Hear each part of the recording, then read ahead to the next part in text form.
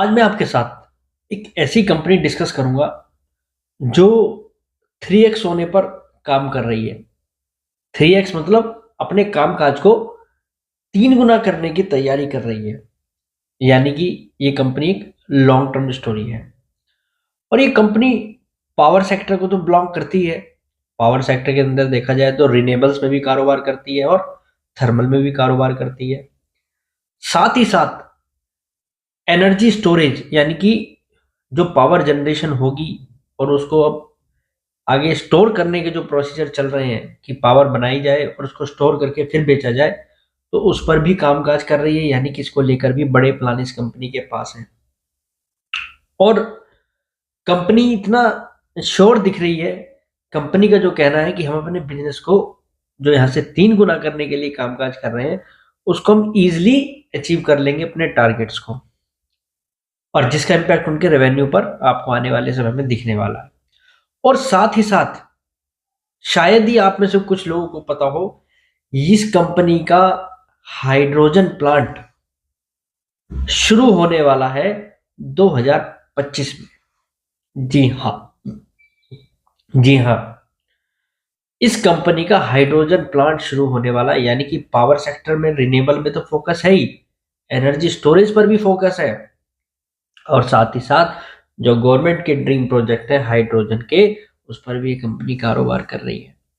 और आप जानते हैं, हाइड्रोजन जो ये कंपनी बनाएगी, हाइड्रोजन गैस जो इस कंपनी के पास बनेगी, वो JSW स्टील को ऑलरेडी सप्लाई करने के कॉन्ट्रैक्ट हो चुके हैं। और जो कंपनी बिजली भी बनाती है, उसके भी PPA इस कंपनी के साइन है। कंपनी का नाम जानना चाहते हैं? सबसे पहले आपको नाम बता देता हूँ। कंपनी का नाम है JSW एनर्जी। जी हाँ, जिंदल समूह की ये कंपनी है। कंपनी, अगर हम राइट नाउ करंट सिनेरियो की बात करें, तो लगभग रफली 7.5 गीगावाट के आसपास की कैपेसिटी होल्ड करती है पावर जनरेशन की। और मैंने आपको बताया कि ये कंपनी 3 गुना होने पर कामकाज कर रही है, तो 20 गीगावाट की कैपेसिटी का इस कंपनी का प्लान इस समय इनके पास है। और उसमें ज्यादातर जो कंपनी के प्लांट हैं वो अंडर कंस्ट्रक्शन है, और साथ ही साथ एनर्जी स्टोरेज, और साथ ही साथ हाइड्रोजन। गेल के बाद ये दूसरी ऐसी कंपनी है जिसका हाइड्रोजन प्लांट शुरू होने वाला है जल्दी।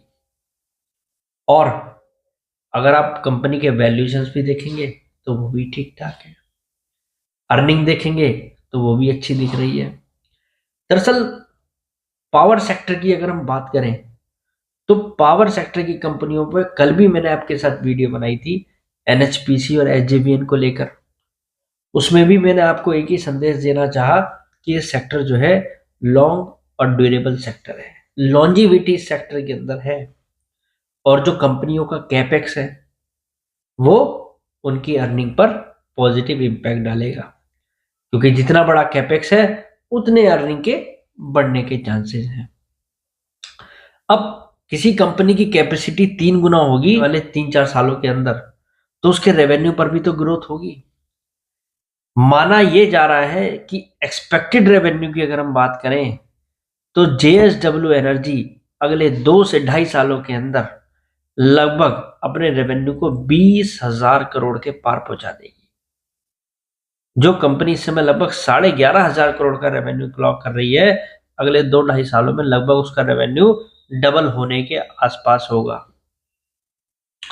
अब रेवेन्यू में ग्रोथ होगी तो प्रॉफिट में भी निश्चित रूप से ग्रोथ होगी।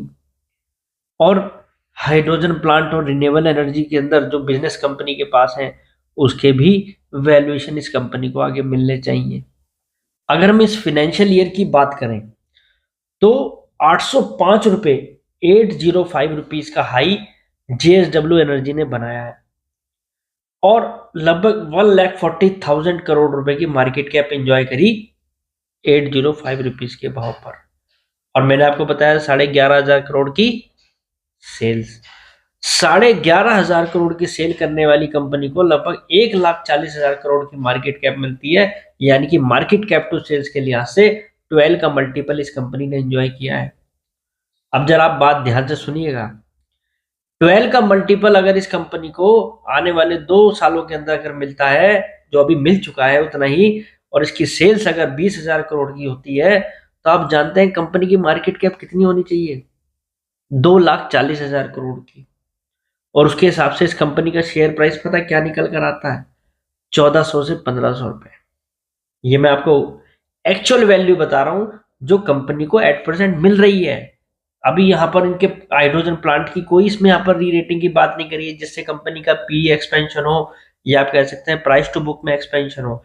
मैं तो वो बात कर रहा हूं जो करंट में वैल्यूएशन मिल रहे हैं।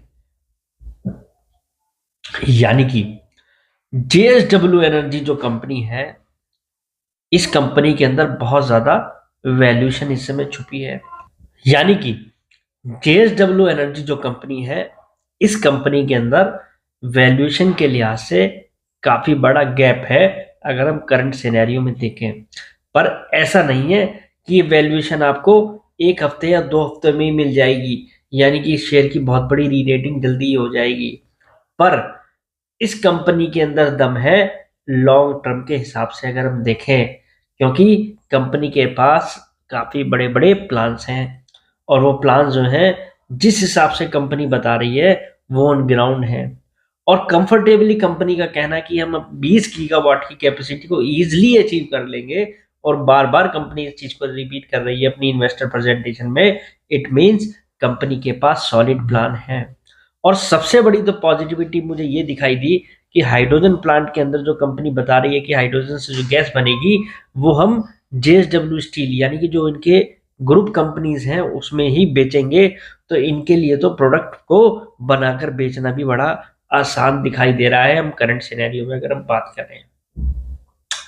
अब बात यहाँ पर यह है कि कंपनी अगर देखा जाए तो लॉन्ग टर्म के हिसाब से काफी बड़ा वैल्यूएशन गैप दिखा रही है, काफी बड़े एक्सपेंशन प्लान बता रही है, और ओवरऑल ये सेक्टर जो है पॉजिटिव है आने वाले समय के हिसाब से हम बात करें। अब आपके मन में ख्याल आ रहा होगा कि क्या जेएसडब्ल्यू एनर्जी को हम तुरंत ले लें? तो उसके लिए मुझे लगता है आपको एक ही फॉर्मूले पर काम करना चाहिए, स्टैगर वे। अगर आपको लगता है जेएसडब्ल्यू एनर्जी के जो प्लान्स हैं वो जमीन पे उतर रहे हैं और उसके रेवेन्यू में एक लॉक होता दिखाई देगा, आप भी एक बार इन्वेस्टर प्रेजेंटेशन को पढ़िए, तो और उसके बाद आपको लगे कि कंपनी के अंदर दम है, तो मुझे लगता है इस कंपनी को आपको स्टैगर वे में बाइंग करनी चाहिए। स्टैगर वे यानी धीरे धीरे धीरे धीरे आप सिप के माध्यम से जो है इस कंपनी के अंदर थोड़ी थोड़ी एंट्री बना सकते हैं, वो भी लॉन्ग टर्म सिनेरियो के हिसाब से। और अगर शॉर्ट टर्म की भी बात करें या टेक्निकल बेसिस पर भी बात करें, तो मुझे लगता है ये कंपनी जो है कहीं ना कहीं रिवाइव होने के सिग्नल दे रही है अगर आप इसके चार्ट का भी एनालिसिस करें, क्योंकि कंपनी जो है लोअर लेवल से अब जो है हल्की बहुत रिकवर होनी शुरू हुई है। क्योंकि बाजार के अंदर करेक्शन थी तो उसमें जेएसडब्ल्यू एनर्जी ने भी पार्टिसिपेट किया है। पर जिनके पोर्टफोलियो का ये हिस्सा है ये स्टॉक, तो मुझे लगता है आपको कन्विक्शन के साथ इस कंपनी के अंदर भी सीटेड रहना चाहिए लॉन्ग टर्म व्यू के हिसाब से। और अगर आपने कोई स्टॉक 1.5-2 साल भी नहीं होल्ड किया, तो मुझे लगता है फिर आपकी होल्डिंग जो कैपेसिटी है वो बहुत कम है। क्योंकि अगर अगर हम देखें तो लंबा पैसा जो बनता है वो होल्डिंग करने से ही बनता है। रेलवे स्टॉक्स थे, डिफेंस स्टॉक हैं, हमने इन स्टॉक्स को अगर देखा जाए तो अपने चैनल पर ही 1.5-2 सालों से कवर किया हुआ है, और उससे पहले भी ये मैंने स्टॉक जो है पर्सनली अपने पोर्टफोलियो में होल्ड किए हैं जिसका रिवार्ड बाजार ने दिया है। तो यही बात मैं आपसे कहूंगा कि पावर सेक्टर के अंदर जो पकड़ा है वो भी आने वाले समय में आपको धरातल पे उतरता दिखाई देगा, कंपनी को रेवेन्यू में उतरता दिखाई देगा। उस समय आपको दिखेगा कि कितनी बड़ी री रेटिंग इनके अंदर हो सकती है। तो मुझे लगता है आप ट्रेडिंग के चक्कर में ना पड़ के इन्वेस्टिंग के व्यू बनाकर ऐसी कंपनियों पर लॉन्ग टर्म विजन के हिसाब से हाथ रखिए, नजर रखिए, तभी आपको कुछ प्राप्त हो सकता है विदाउट रिस्क। क्योंकि यहाँ पर डाउन साइड लिमिटेड है और अपसाइड होने के चांसेस ज्यादा है उनके एक्सपेंशन और कैपेसिटी के दम पर। तो आज के लिए इतना ही, कल फिर मुलाकात करेंगे एक नई वीडियो के साथ। फिलहाल के लिए नमस्कार।